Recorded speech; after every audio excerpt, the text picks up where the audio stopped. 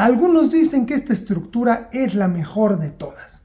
Otros dicen que ya está muy usada y muy vista. Yo ni siquiera creo que sea una estructura como tal.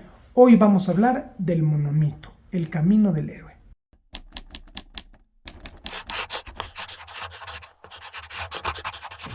Hola, soy Enrique y pues nada, pues eso, que hoy vamos a platicar del monomito, que yo ni siquiera creo que sea como tal una estructura, porque a diferencia de las tres anteriores que hemos visto, la de los 3 actos, la de los 5 actos y la de salvar al gato, esta estructura, por llamarle de alguna forma, no tiene ni páginas específicas ni porcentajes específicos en el que tienen que pasar todas las cosas. Es más, ni siquiera estamos obligados a que sucedan todas las cosas que la estructura propone, ni en el orden en que las propone. Es más bien como una guía.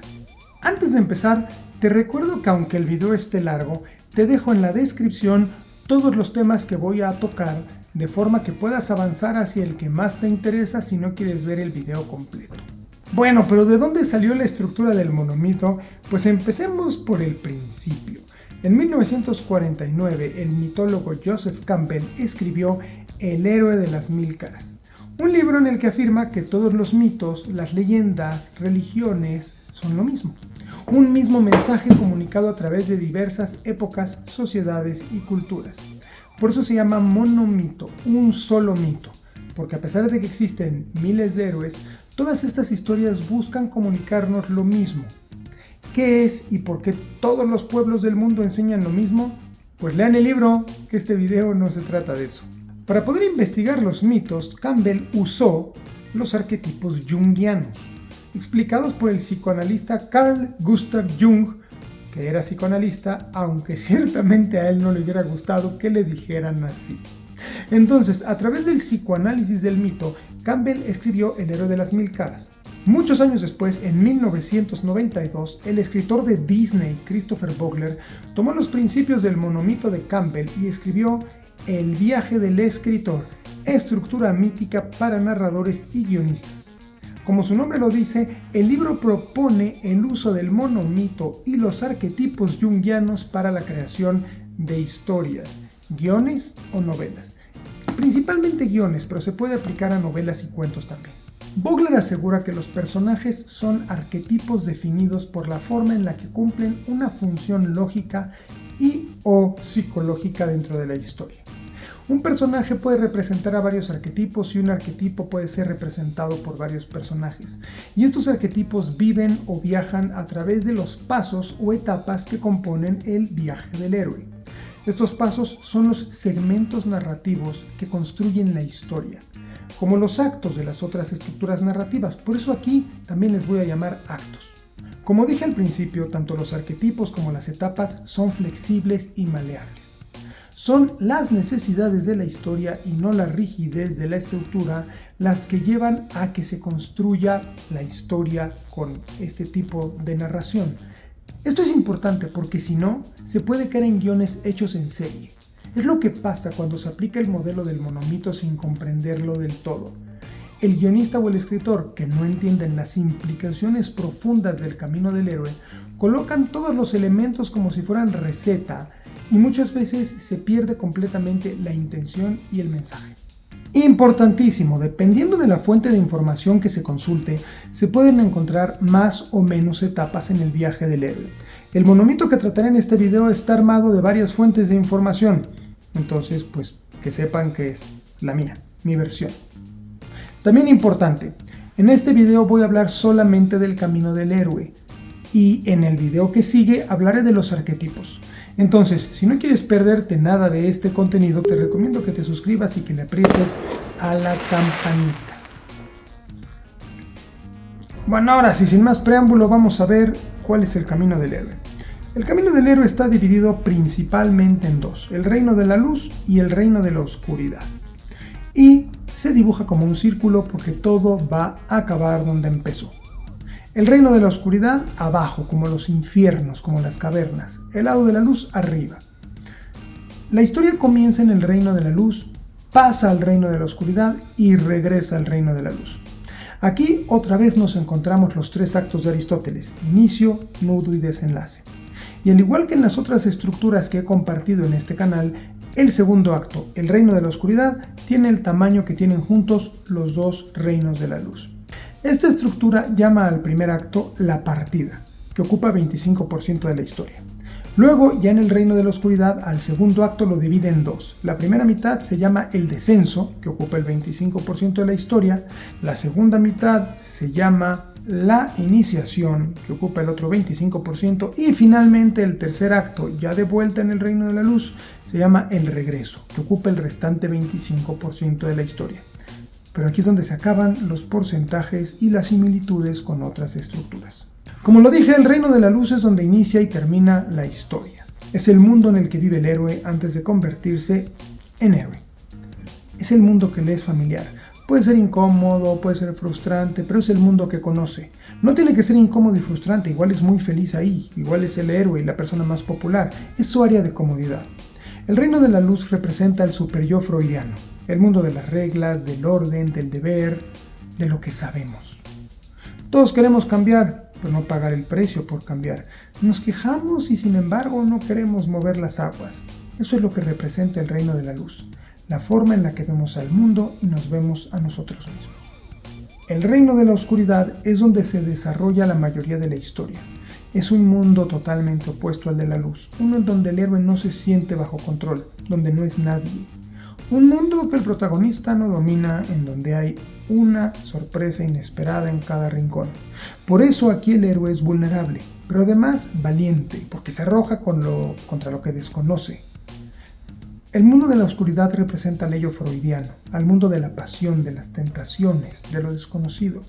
El héroe tiene que encontrarse de frente contra la oscuridad y las sombras, que representan su propia oscuridad y su propia sombra. Pasemos ahora a las diferentes etapas que se deben dar en cada una de las tres partes. Primer acto, la partida. Dentro de la partida, primera etapa, el mundo conocido. Igual que en las otras estructuras, el héroe lleva una vida normal. Es una persona como cualquier otra. Vemos cómo funciona su día a día y sobre todo, cuál es su defecto fatal. Su defecto fatal es aquello que lo llevará a equivocarse una y otra vez. Aquello que el personaje cree profundamente, pero que es una mentira sobre sí mismo y sobre el mundo. Y entonces, mientras el personaje cree que todo está bien y que su vida será la de siempre, le cae la segunda etapa, el llamado a la aventura. Esto es lo que en otras estructuras vimos como el incidente incitante, el catalizador, aquello que sucede que sacará al héroe de su vida común y corriente y lo lanzará a la aventura. Puede ser la destrucción de su pueblo, un hallazgo, un mensaje de Dios, etc. Se me ocurre, por ejemplo, el típico encuentro de Moisés con la zarza ardiente, las cartas de Harry Potter que recibe en su casa, invitándolo a estudiar en Hogwarts, o Luke viendo el mensaje de la princesa Leia, incluso las criaturas de cuentos de hadas invadiendo el pantano de Shrek. Y entonces llega la tercera etapa, el rechazo del llamado. El héroe no quiere la aventura, se niega. Esa negación puede venir directamente del héroe, de aquellos que rodean al héroe o de las circunstancias. Luke se niega a dejar su planeta cuando Obi-Wan le pide que se vaya con él, con pretextos muy tontos. La familia de Harry Potter quiere evitar que se vaya a la escuela de magos. Se lo llevan a una caverna. Shrek no quiere dejar su vida como la conoce, pero Lord Farquaad lo obliga. Y aquí es un buen momento para dejar claro otra vez que esta estructura es una guía. No todas las etapas tienen que estar presentes si no es natural para la historia y para los personajes. Por eso no todos los héroes se niegan al llamado. Hay héroes que lo aceptan sin chistar y que nadie se los prohíbe ni se los evita. El problema es que cuando creemos que las etapas tienen que estar nada más porque sí, podemos caer en ridiculeces como Mundo Jurásico, El Reino Caído, en donde el personaje de Owen rechaza el llamado a la aventura y 5 minutos después acepta la aventura sin ningún proceso lógico que nos ayude a comprender su cambio de opinión. El guionista metió aquello de rechazar el llamado a la fuerza y a lo tonto. La cuarta etapa es el encuentro con el mentor. El héroe se encuentra con un maestro, con un guía, probablemente un héroe del pasado, un héroe retirado o alguien que nunca logró terminar su gesta heroica. Hablamos de Gandalf en El Señor de los Anillos, de Obi-Wan Kenobi en La Guerra de las Galaxias, de Dumbledore en Harry Potter. aunque este héroe tiene muchos mentores a lo largo de la saga.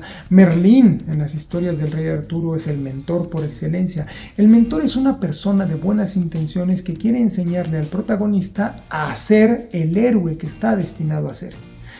Y sí, quizá ya se dieron cuenta que muchos héroes conocen al mentor antes del llamado a la aventura, o ellos son los que traen el llamado a la aventura. Por eso insisto, las etapas no deben colocarse necesariamente en ese orden. Todo depende de cómo se vaya desarrollando la historia. Numerarlas en este video es un asunto de practicidad, no es un orden rígido. Llegamos a la quinta etapa, el cruce del umbral. Si vieron mi video de la estructura de salvar al gato, tienen claro a qué me refiero. Si no lo vieron, se los dejo acá arriba y en la descripción. El cruce del umbral es, como su nombre lo dice, el paso del mundo de la luz al mundo de la oscuridad. Pasamos del primero al segundo acto. En la historia se debe dejar muy claro que el héroe está entrando a un mundo que no conoce, o mejor dicho, que está saliendo del mundo que conoce y que ha dominado toda su vida. Algunos guionistas y escritores se alegran con que se note el cambio dentro de la historia. Otros recomiendan que el cruce del umbral sea literal, que no solo haya un cambio de mundo, sino que se establezca con un arco, con una puerta, un umbral literal que deberá ser cruzado por el héroe. Incluso en las historias como comedias románticas o comedias de situación, el protagonista puede cruzar las puertas de un aeropuerto, de una cafetería, de un negocio. Lo importante es simbolizar ese paso. Y entonces, el héroe ya está en el mundo desconocido, en el reino de la oscuridad. Y así llegamos a la primera parte del segundo acto, el descenso.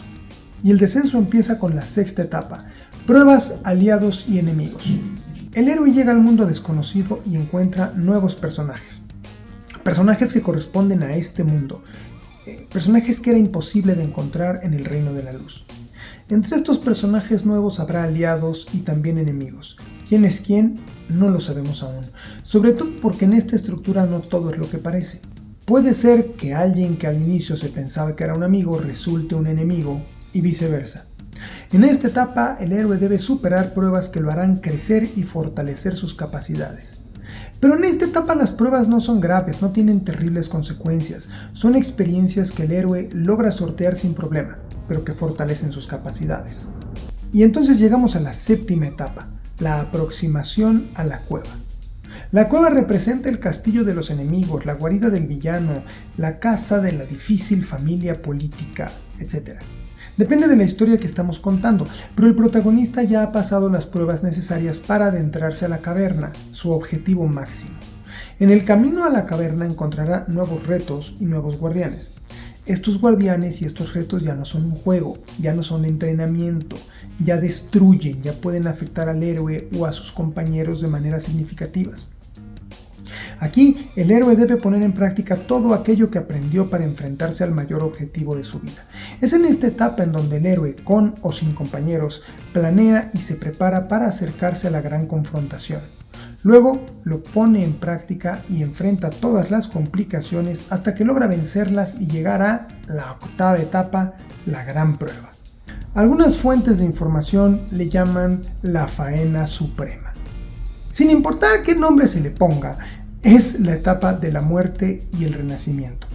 El héroe debe enfrentar la muerte o algo, un miedo tan fuerte como el miedo a la muerte. El rechazo al ser amado, el fracaso de la misión, el fallecimiento de un ser querido, etcétera, etcétera. Es importante notar que en la octava etapa el héroe siempre muere, ya sea de forma literal o figurada, lo cual dependerá de la historia que estamos contando.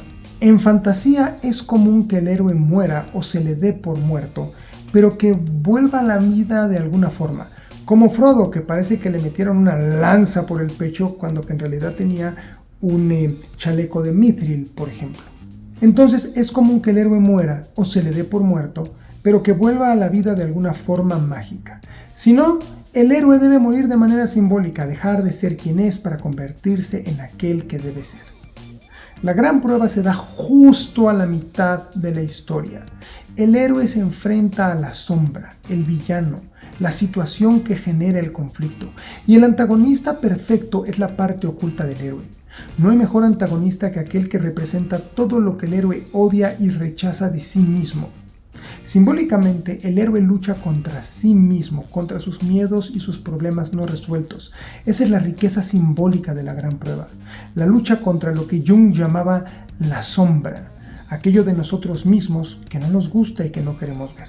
Es importante también subrayar el sacrificio. Un personaje no puede ser considerado un héroe, al menos que se sacrifique. Sin sacrificio no hay heroísmo. El héroe muere, literal o simbólicamente, por una causa mayor. Y entonces ya llegamos a la segunda parte del segundo acto, que se llama la iniciación. Y empieza con la novena etapa, la recompensa. El héroe, al renacer, al salir de la caverna, ya no es el mismo, ha cambiado. Es mucho más fuerte, más capaz y más sabio. Tiene un conocimiento que no da el entrenamiento, sino la experiencia. Alcanzó una sabiduría que no dan las experiencias bonitas, sino el dolor. Y ahora, mucho más fuerte y sabio, puede enfrentar el resto de la aventura ya cambiado. En historias legendarias, el héroe ha conseguido el arma mágica que necesita para vencer al villano. Ha destruido al dragón que guardaba ese gran tesoro. Ha vencido su primera grandísima prueba, aunque haya muerto o perdido algo valiosísimo en el intento. Esta espada puede ser, sin duda alguna, un objeto externo, sí, pero comúnmente es un aprendizaje interno, aunque también puede ser ambos. Esa gran gesta para obtener un objeto, información, rescatar a alguien, etc., pero también el héroe se fortalece internamente a través de la experiencia. Por eso también se le llama el robo del elixir o la obtención del elixir. No es necesariamente una espada, sino una medicina, ya sea literal o simbólica. La novena etapa es un descanso de las escenas tan emocionantes de la gran prueba. Aquí los personajes celebran el triunfo, agradecen el renacimiento o lloran a sus muertos. Puede desarrollarse una escena de amor, el personaje protagónico y su interés romántico unidos después de la gran prueba, etc. A esta parte del segundo acto se le llama iniciación justo porque el héroe es un iniciado, ya no es lo que era antes. En esta novena etapa se le puede reconocer como héroe, caballero, comandante, como quien es en realidad, el héroe que ha demostrado ser. Y entonces, una vez que se tiene el elixir, la espada, ese nuevo conocimiento, esa nueva sabiduría, hay que realizar la 10ª etapa, el camino de regreso. El camino de regreso es el paso entre el segundo y el tercer acto. Se refiere al camino de regreso al reino de la luz. Luego de superar la gran prueba en el mundo desconocido, el reino de la oscuridad, el héroe debe regresar a su lugar de origen, el reino de la luz. Aquí debe darse un rechazo a volver. Así como el héroe al inicio rechazó la aventura, aquí rechaza el regreso. Se ha hecho un héroe en el mundo de la oscuridad, ya lo domina, ya lo conoce. Volver al mundo de la luz ya no le brinda ningún reto, ya es aburrido, es menos intenso. ¿Por qué regresaría? Pero debe haber algo que lo motive a regresar, ya sea que se vea obligado a volver o sea una decisión propia. No olvidemos que el reino de la luz es el superyo freudiano, la lógica, el conocimiento, el intelecto. El héroe quizás no será bien recibido, nadie entenderá su nuevo poder, su dolor, su aventura. Ya no es igual que todos como cuando se fue, ahora regresa siendo otro y no sabe cómo reaccionará su gente. Esa confrontación es común para la persona que cambia profundamente y es lo que representa esta etapa del camino. Y entonces llegamos al tercer acto, el regreso. Y este a su vez inicia con la 11ª etapa, la resurrección.